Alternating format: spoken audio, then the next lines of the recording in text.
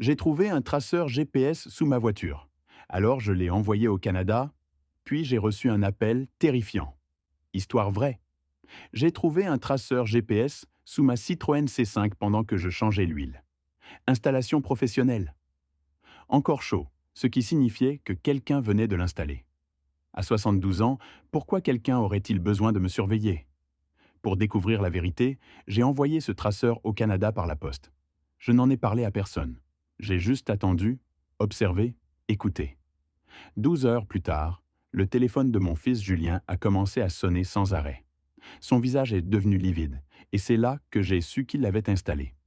Avant de vous raconter ce qui s'est passé ensuite, laissez un commentaire ci-dessous. D'où regardez-vous cette vidéo? Et quelle heure est-il chez vous en ce moment? Je veux savoir jusqu'où cette histoire voyage. La vidange du samedi matin était un rituel que j'entretenais depuis 40 ans. Même heure, même routine. Glisser la planche à roulettes sous la Citroën, vidanger l'huile usagée, remplacer le filtre, remettre de l'huile neuve.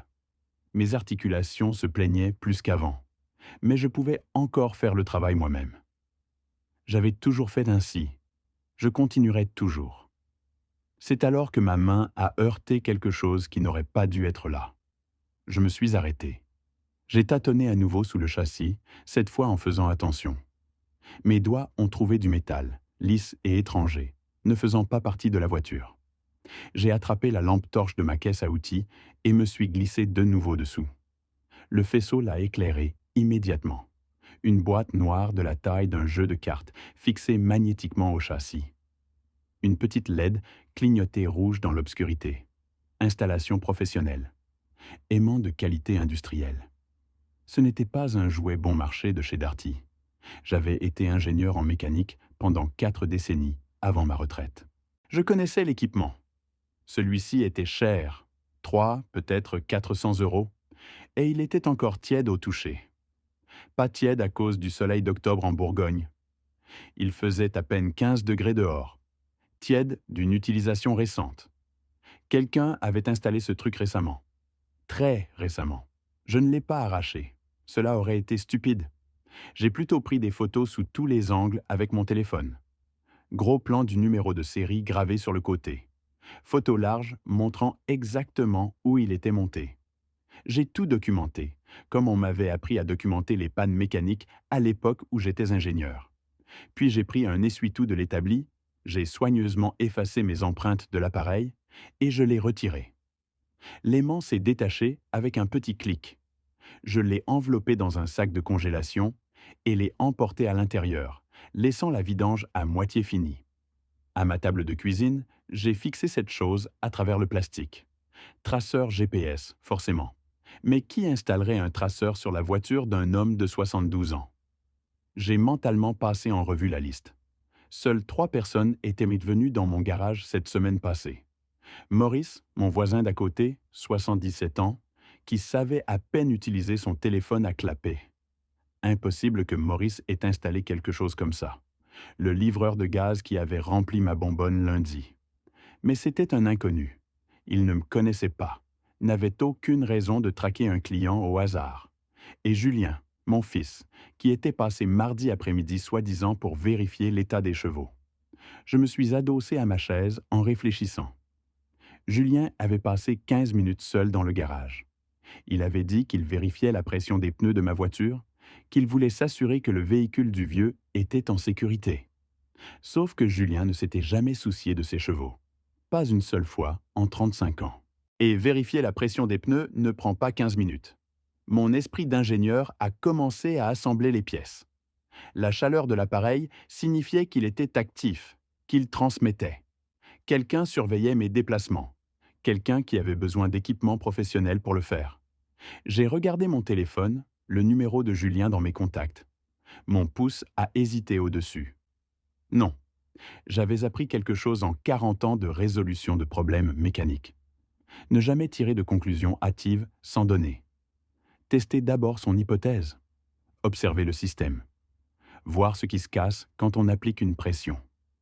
J'ai ouvert le tiroir de mon bureau de cuisine et j'y ai glissé le sac de congélation. La voiture resterait au garage. Je n'irai nulle part en conduisant. et j'attendrais de voir qui poserait des questions. Si quelqu'un me surveillait, il allait être très confus de me voir soudain arrêter de bouger. J'ai fermé le tiroir et regardé par la fenêtre ma paisible propriété bourguignonne. 3 personnes avaient les clés de mon garage.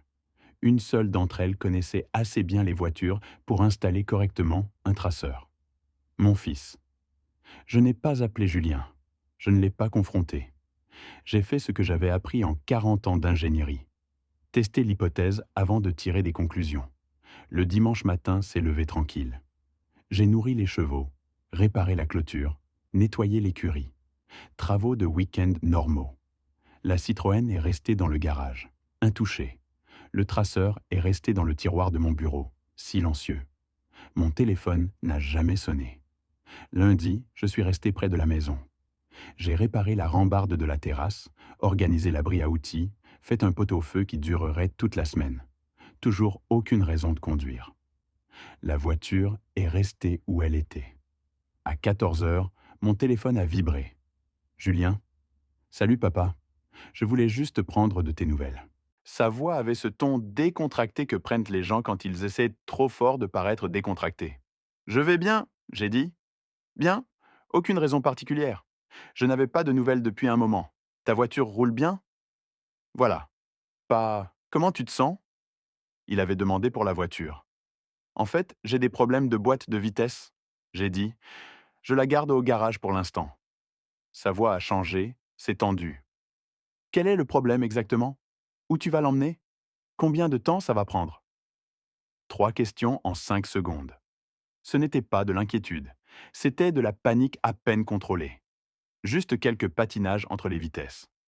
Il faut probablement changer le liquide. Je m'en occuperai quand j'aurai le temps.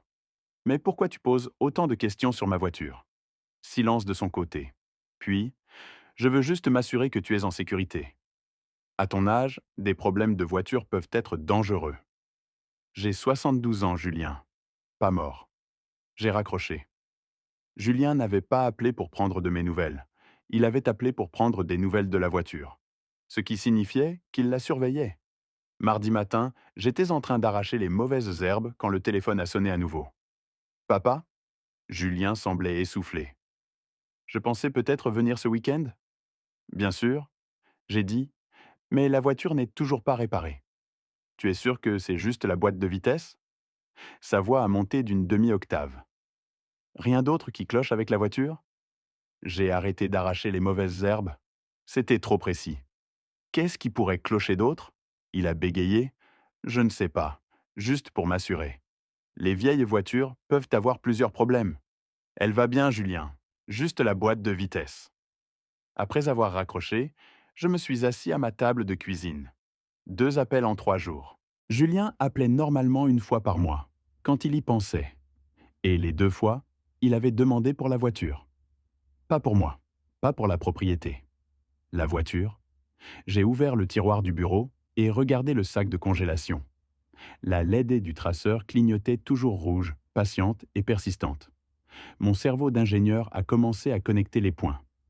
Il y a 6 mois, Julien m'avait aidé à installer le Wi-Fi, avait insisté pour le faire lui-même. Il y a 3 mois, il avait réparé mon ordinateur portable quand il ralentissait, avait passé 1 heure seul avec. Ce n'était pas un incident isolé, c'était un schéma. Julien ne m'aidait pas. Il se préparait pour quelque chose que je ne connaissais pas encore. Mais le traceur n'était pas pour me protéger. Si c'était le cas, il ne paniquerait pas quand je restais à la maison.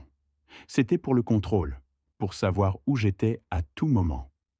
Mardi soir, je me suis assis dans l'obscurité et j'ai pensé à mon fils, au garçon qui avait appris à changer l'huile à mes côtés dans ce garage, qui était devenu un homme que je ne connaissais apparemment plus.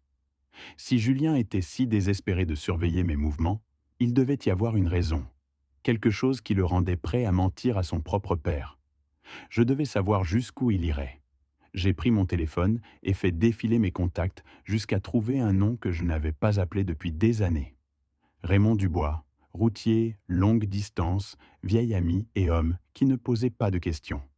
Il était temps de donner à Julien quelque chose dont il pourrait vraiment s'inquiéter. Raymond Dubois a répondu à la 2e sonnerie. Sa voix était rauque après 35 ans de fumée de diesel et de café d'air d'autoroute. Roland, tu sais quelle heure il est? 6 heures du matin, et j'ai besoin d'un service. Ça doit être important si tu appelles si tôt. Tu peux m'emmener quelque chose à Winnipeg? Silence, puis un petit rire. Quel genre de quelque chose? Le genre dont on ne pose pas de questions. 25 minutes plus tard, je retrouvais Raymond à l'aire de repos de la 6, juste à la sortie de Beaune. Le matin bourguignon était froid, le brouillard s'accrochant encore à l'asphalte. Son semi-remorque était au ralenti, le moteur grondant comme un tonnerre lointain. Je lui ai tendu une petite boîte, le traceur emballé dans du papier bulle et scellé avec du scotch. Pas d'adresse de retour, pas d'étiquette. Qu'est-ce qu'il y a dedans? A demandé Raymond en la retournant dans ses grosses mains. Rien de dangereux, rien d'illégal. Ça a juste besoin d'arriver à Winnipeg. N'ouvre pas, ne laisse pas les douanes le scanner si tu peux l'éviter. Raymond m'a regardé longuement. On se connaissait depuis 20 ans. On avait réparé les véhicules l'un de l'autre, partagé des bières au barbecue du 14 juillet, enterré nos femmes à 2 ans d'intervalle. Il savait que je ne demanderais pas, sauf si c'était important. Tu es un vieil homme bizarre, Moreau. Je sais. Ça va me retomber dessus? Non. Il a hoché la tête, glissé la boîte derrière son siège. J'enverrai un texto quand je passerai la frontière. Son camion est parti vers le nord, les feux arrière rouges disparaissant dans le brouillard. J'ai regardé jusqu'à ce que je ne puisse plus les voir, puis j'ai conduit à la maison. L'attente était la partie difficile. J'ai nourri les chevaux, vérifié la ligne de clôture, me suis fait un sandwich. Je n'ai pas mangé. J'ai gardé mon téléphone dans ma poche. Volume au maximum. 14 heures. Rien. 17 heures. Toujours rien. À 19 heures, mon téléphone a vibré. Texto de Raymond. Frontière franchie. Colis livré à votre ami. J'ai tapé en retour. Merci. Je te dois quelque chose. 20 heures. J'étais en train de faire la vaisselle du dîner quand mon téléphone a sonné. Julien. Salut papa. Comment ça va? Trop joyeux, forcé. Je prépare le dîner, j'ai dit. Tu vérifies juste avec toi? Tu es à la maison? Où d'autre serais-je? C'est vrai, c'est vrai. La voiture toujours cassée? Toujours en panne? Donc tu es à la propriété, tu ne conduis nulle part. J'ai posé lentement le torchon. Julien, de quoi s'agit-il? Rien, je m'assure juste que tu vas bien. Sa voix était tendue, étirée comme un fil sur le point de se casser. 21 heures. Le téléphone a sonné à nouveau.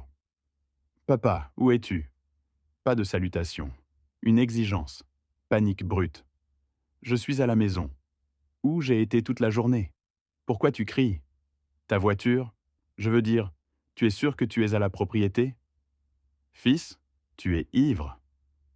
En arrière-plan, la voix de Sandrine a tranché, coupante comme du verre. Donne-moi le téléphone?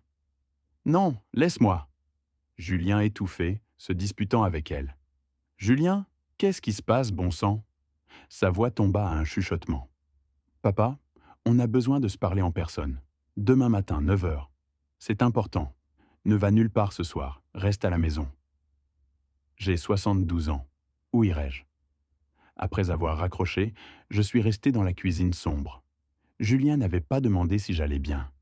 Il avait demandé où j'étais. Il avait l'application de suivi sur son téléphone, voyant la voiture de son père faire un voyage impossible vers le Canada. Mon fils me surveillait. Et maintenant qu'il m'avait perdu, il était terrifié. Cette nuit-là, je n'arrivais pas à dormir. Tu es sûr que tu es à la propriété? Comment saurait-il si je n'y étais pas? Le traceur était au Canada, à moins qu'il y ait un autre moyen. À 1 heure du matin, j'ai marché jusqu'à mon bureau. Julien m'avait aidé à installer le Wi-Fi il y a 6 mois, avait insisté pour le faire lui-même. J'ai ouvert le gestionnaire de tâches et scanné les processus. Un se démarquait. Remote Access Service.orxe. J'ai sorti mon téléphone et cherché. Logiciel de bureau à distance permet à quelqu'un de voir votre écran, accéder aux fichiers, contrôler votre ordinateur. Installé il y a 6 mois. Le jour exact où Julien avait aidé avec le Wi-Fi.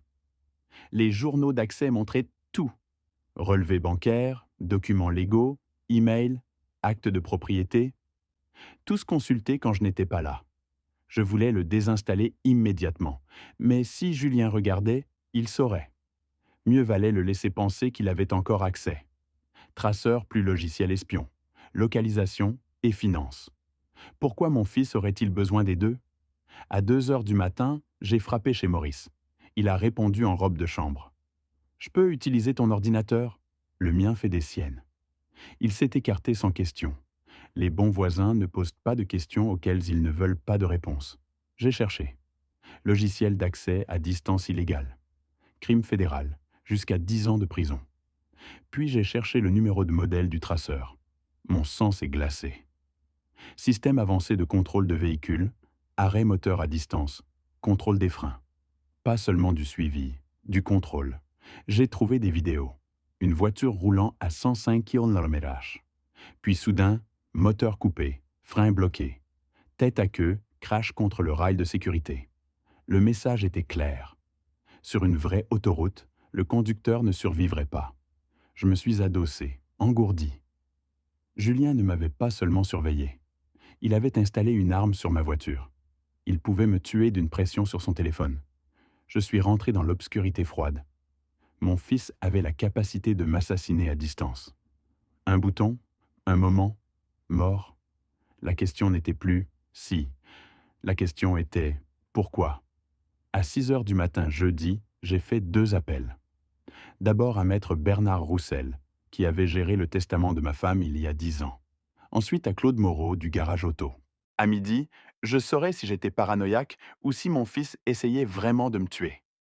Le bureau de maître Roussel était au centre-ville, 3e étage d'un immeuble en Roland de taille. Je suis arrivé à 9 heures avec une clé USB pleine de captures d'écran de l'ordinateur de Maurice, photo du traceur, preuve du logiciel espion. Roland? Roussel s'est levé de son bureau, l'inquiétude déjà sur son visage. Qu'est-ce qui ne va pas? Je lui ai tendu la clé USB. Il l'a branchée, a cliqué sur les fichiers. Son expression s'est assombrie à chaque image. C'est de la surveillance sans consentement, potentiellement un crime. Il y a plus, j'ai dit. Je pense que quelqu'un a essayé de déposer une procuration en mon nom. Les doigts de Roussel se sont immobilisés sur le clavier. Vous pensez, ou vous savez? J'ai besoin que vous vérifiez. Il s'est tourné vers son ordinateur, a accédé au registre de l'État de Bourgogne. 5 minutes de frappe. Puis il m'a regardé. « Roland, asseyez-vous » J'étais déjà assis. Il y a 2 semaines, quelqu'un a soumis une procuration durable avec votre signature. Le bureau du notaire l'a signalé. L'identité semblait suspecte. J'ai essayé de vous appeler, mais... J'étais au chalet de pêche. Pas de réseau pendant 4 jours. Il a hoché la tête, tourné son écran vers moi. La signature semblait réelle à 95%, presque parfaite. Si je ne l'avais pas attrapé, Julien aurait eu le contrôle légal de tout. Votre propriété, votre retraite, vos décisions médicales, tout. Comment aurait-il eu ma signature? Le logiciel espion. Il pourrait scanner de vieux documents, manipuler des images. Roussel a marqué une pause. Roland, il peut essayer à nouveau. Et la prochaine fois, il sera plus prudent. Il a sorti un autre dossier de son tiroir.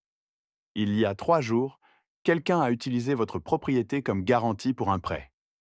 La pièce a légèrement basculé. C'est impossible. La propriété est payée depuis 12 ans. Je sais. La société de titres l'a signalé et m'a appelé. Quelqu'un a falsifié votre signature sur une demande de prêt. 270 000 euros. Le chiffre m'a frappé comme un poing.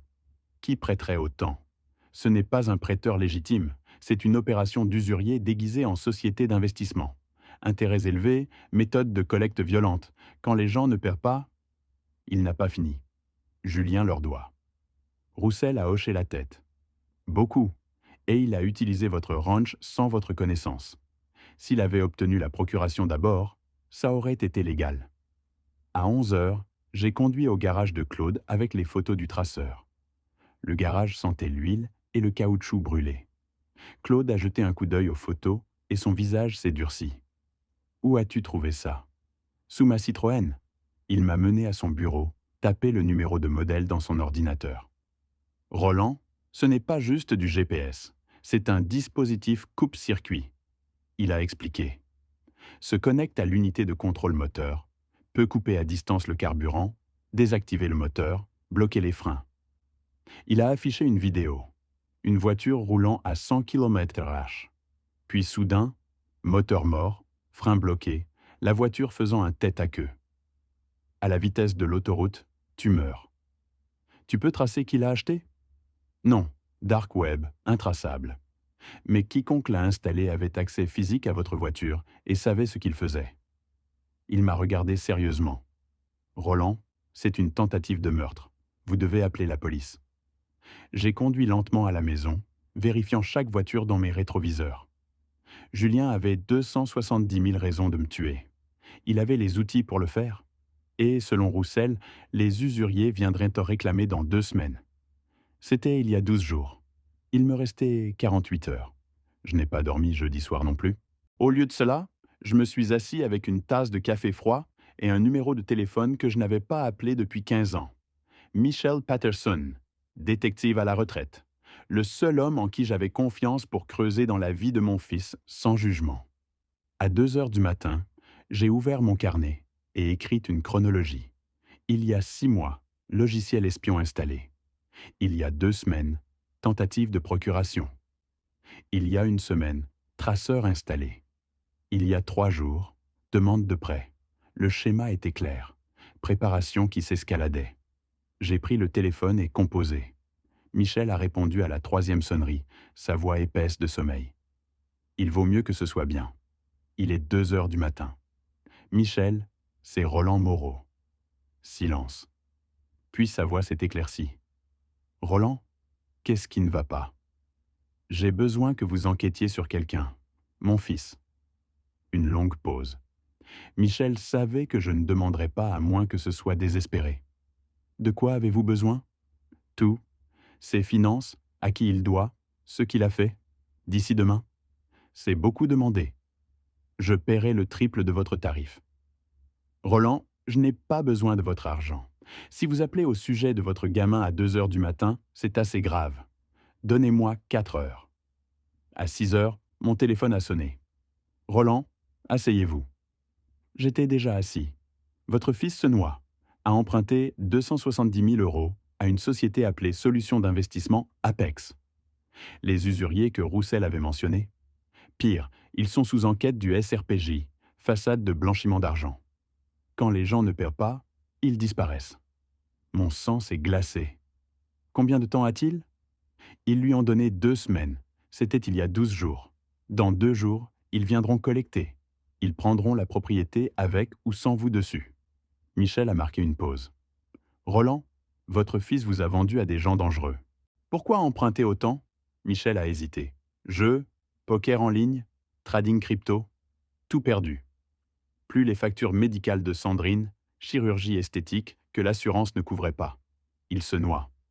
Au lieu de me demander de l'aide, ils ont décidé de la prendre. Une autre pause.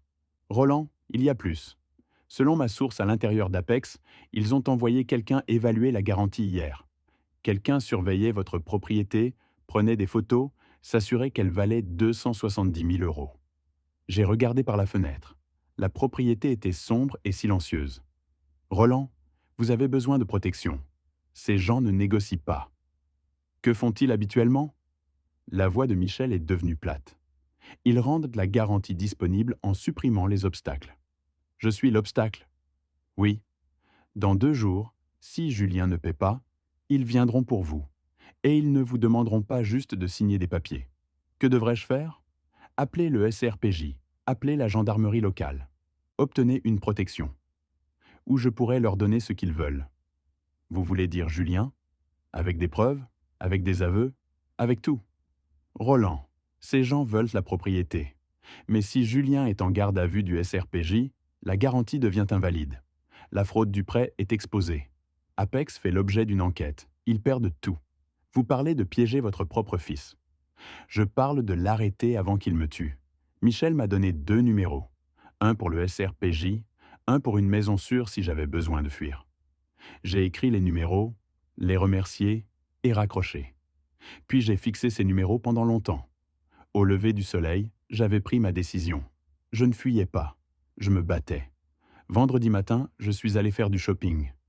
Pas pour l'épicerie, pas pour les aliments, pas pour quoi que ce soit qu'un homme de mon âge devrait acheter. À 8 heures du matin, j'ai conduit vers Lyon avec un seul objectif. Caméra, un enregistreur et un ordinateur portable bon marché que personne d'autre que moi ne pourrait jamais accéder. Et avant le coucher du soleil, j'avais besoin de passer un appel téléphonique qui changerait tout, un qui pourrait sauver ma vie ou forcer la confrontation que j'avais évitée. Quoi qu'il en soit, à la tombée de la nuit, il n'y aurait pas de retour en arrière. À 8 heures précises, je me suis dirigé sur l'autoroute vers l'est. J'ai complètement évité Beaune. Les petites villes ont des ragots qui voyagent vite et je ne pouvais pas me permettre des yeux curieux. Lyon offrait l'anonymat. La FNAC venait juste d'ouvrir quand j'ai marché à l'intérieur. Installation d'un système, monsieur a demandé un jeune vendeur en m'approchant alors que j'étudiais l'allée sécurité. Quelque chose comme ça, j'ai dit, payant en espèces pour 4 caméras Blink Mini et un ordinateur portable sans fioriture. Pas de compte, pas de cloud, rien de traçable. De retour à la maison, j'ai installé les caméras pendant 3 heures lentes et délibérées. La première est allée dans le salon, cachée entre les livres anciens de Linda. La seconde s'est cachée derrière le cadran de l'horloge murale de la cuisine. La troisième a disparu dans une cabane à oiseaux en bois surplombant la terrasse. La quatrième, j'ai glissé derrière une photo encadrée de Linda dans mon bureau. Les 4 diffusaient uniquement vers le nouvel ordinateur portable. Celui compromis que Julien avait touché est resté fermé. Quand tout est devenu en ligne, j'ai vérifié chaque angle. Pas un seul angle mort. À 13 heures, j'ai appelé Maître Roussel. Maître, si j'enregistre mon fils admettant ce qu'il a fait, est-ce admissible? La France est un état de consentement d'une partie, a-t-il dit. Vous avez besoin qu'il dise 3 choses. Il a installé le traceur, il savait ce qu'il pouvait faire, et il avait l'intention d'utiliser votre propriété. Cela prouve la fraude, tentative d'homicide et exploitation des personnes âgées. J'ai écrit les 3 points dans mon carnet, ma main instable. À 14 heures, j'ai appelé le numéro que Michel Patterson m'avait donné. SRPJ Bureau de Lyon. Ici, lieutenant Martinez. Je m'appelle Roland Moreau, j'ai dit. Mon fils essaie de me tuer et il est lié à Solutions d'investissement Apex. Une pause. Monsieur Moreau, comment connaissez-vous Apex? Parce qu'ils détiennent un prêt frauduleux en mon nom. Mon fils a utilisé ma propriété comme garantie. Pouvez-vous venir au bureau? A-t-elle demandé. Je ne peux pas, j'ai dit. Mais vous pouvez venir ici. Demain matin, j'aurai un aveu enregistré. Pouvez-vous placer des agents à ma propriété à 10 heures demain matin? Monsieur, ce n'est pas typiquement... Il a installé un coupe-circuit sur ma voiture. Il a falsifié des documents légaux. Apex vient pour moi dans 2 jours. Vous pouvez être ici demain ou arriver dimanche pour collecter mon corps. J'ai raccroché avant qu'elle puisse répondre. Le téléphone a sonné instantanément. Monsieur Moreau, Martinez a dit. J'ai besoin de tous les détails que vous avez. Pendant 30 minutes, je lui ai tout donné.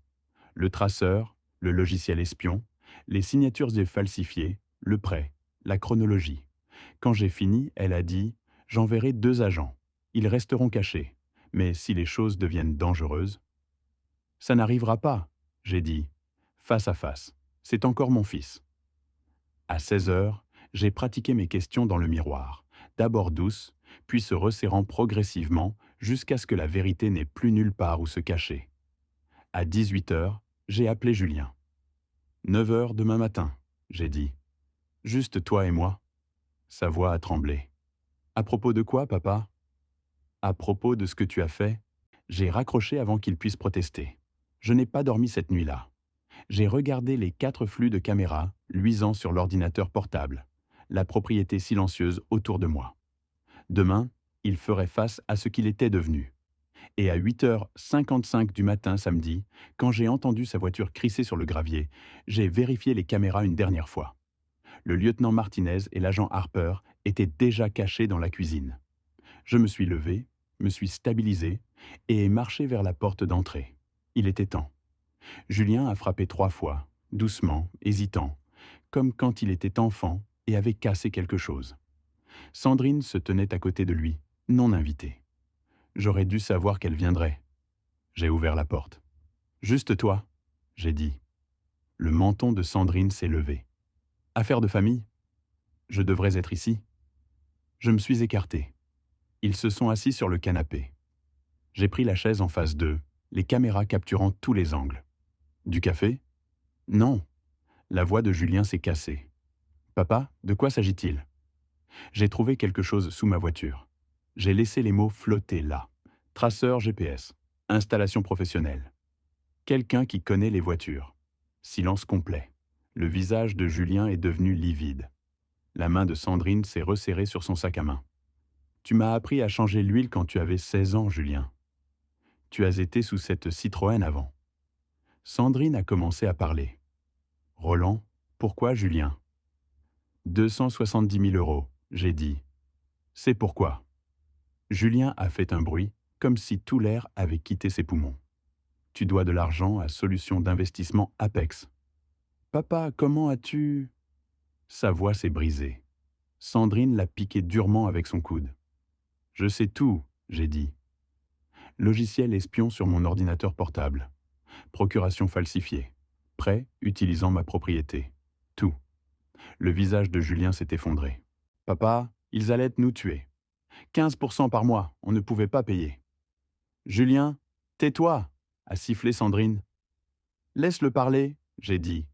Le traceur était pour te garder en sécurité, a dit Julien désespérément. Pour savoir où tu étais en sécurité. Je me suis penché en avant, ou pour m'assurer que je signe des papiers. Il a hésité. Les deux, peut-être. J'avais peur. Tu as mis un coupe-circuit sur ma voiture.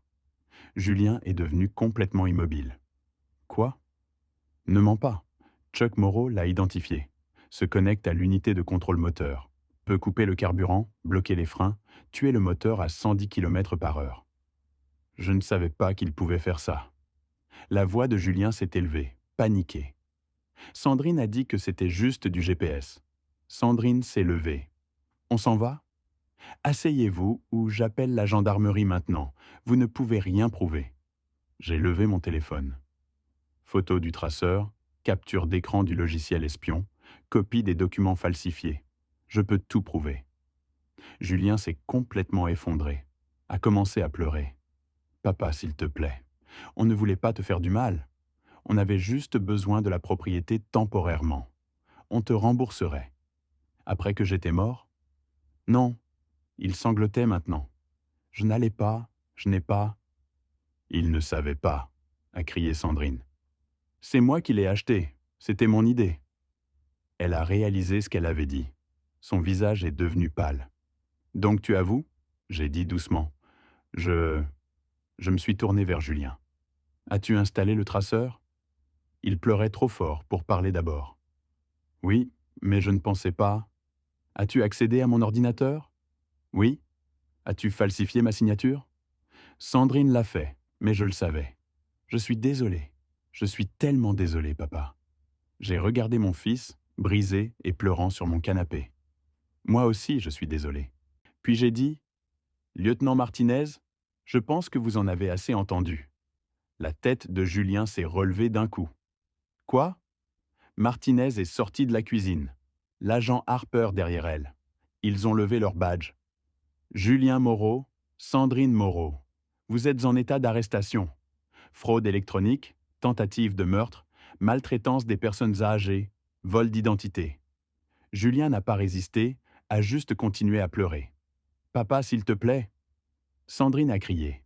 C'est Roland, dis-leur. Je n'ai rien dit. Ils les ont emmenés menottés. Par la fenêtre de la voiture, Julien m'a regardé, les larmes coulant sur son visage. Je n'ai pas fait signe. La maison semblait trop silencieuse après leur départ. Martinez a pris ma déposition. Julien et Sandrine seraient présentés lundi. J'avais obtenu justice, mais ça n'avait pas l'air d'une victoire. Ça semblait juste vide. 6 mois. C'est le temps qu'il a fallu pour que la justice suive son cours.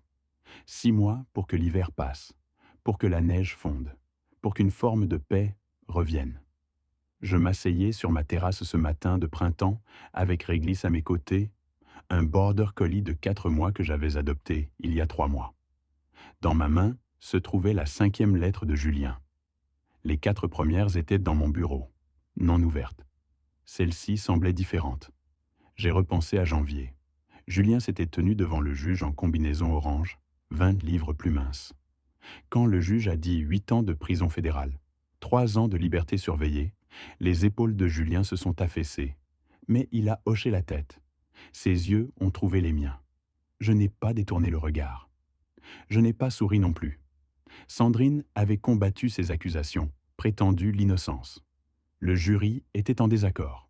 5 ans plus 80 000 euros d'amende. Elle m'avait crié dessus en quittant la salle d'audience. C'est ta faute. Le SRPJ avait fait une descente chez Apex Investment 2 semaines plus tard. 12 arrestations. Le témoignage de Julien avait aidé.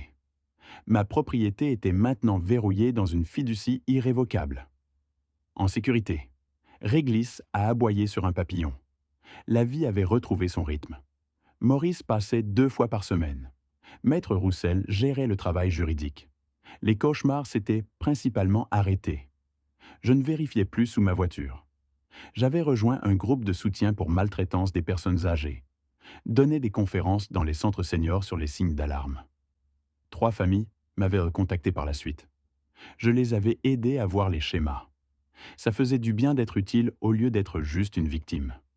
Mon téléphone a sonné. Numéro inconnu. Monsieur Moreau? Guillaume Hayes de Dijon. J'ai trouvé votre numéro sur un forum sur la maltraitance des personnes âgées. J'ai trouvé quelque chose sous ma voiture. Traceur GPS. Document manquant. Sa fille qui demande une procuration. Je connaissais cette histoire. Guillaume, ne paniquez pas. Documentez tout. Prenez un avocat. Vérifiez votre ordinateur pour des logiciels espions.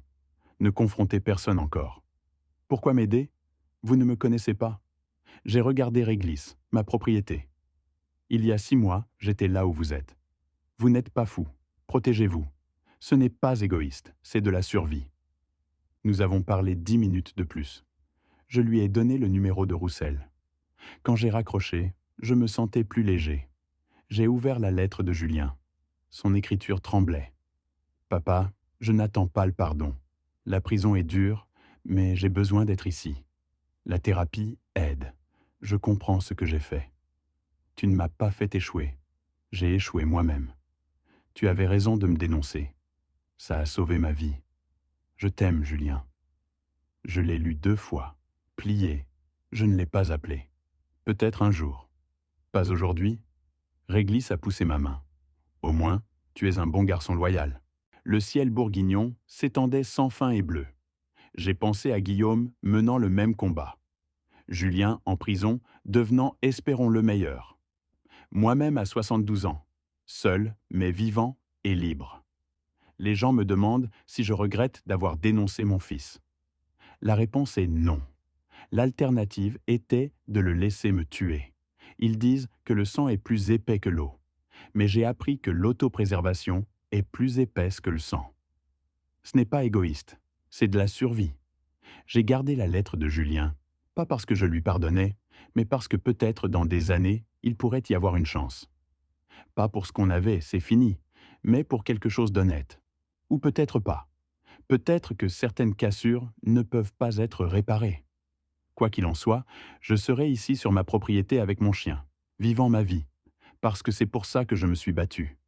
Pas la vengeance, pas la punition, juste le droit de continuer à vivre selon mes termes, libre. En regardant en arrière cette histoire vraie, je réalise que les leçons que j'ai apprises sont venues trop tard. Si vous écoutez des histoires de grands-pères comme la mienne, en espérant que vous ne ferez jamais face à une trahison de votre propre famille, laissez-moi vous donner un conseil. N'attendez pas comme je l'ai fait. Faites confiance à vos instincts. Quand quelque chose semble mauvais, c'est probablement le cas. Ce traceur, ces visites utiles, l'installation Wi-Fi, mon instinct le savait. Je ne voulais juste pas croire que mon fils pourrait me trahir. N'ignorez pas les signaux d'alarme. Protégez-vous d'abord. Les gens disent que j'ai été cruel, dénonçant mon propre sang. Mais la Bible dit dans les Proverbes, les prudents voient dans le danger et se réfugient, mais les simples continuent et perdent la pénalité. Dieu nous a donné la sagesse pour la survie. L'autopréservation n'est pas égoïste. Quand quelqu'un essaie de vous tuer, documentez tout. Capture d'écran, photos, date, heure. Les preuves ont sauvé ma vie. Sans preuve, ça aurait été ma parole contre la sienne. Cette histoire vraie n'est pas unique. La maltraitance des personnes âgées est partout maintenant. Si vous entendez des histoires de grands-pères sur des familles exploitant leurs propres pour l'argent, croyez-les. Ça arrive plus que les gens pensent. Chaque histoire vraie comme la mienne est un avertissement pour les autres. Je suis vivant parce que j'ai choisi la survie sur le sentiment. Le sang peut être plus épais que l'eau, mais l'autopréservation est plus épaisse que le sang.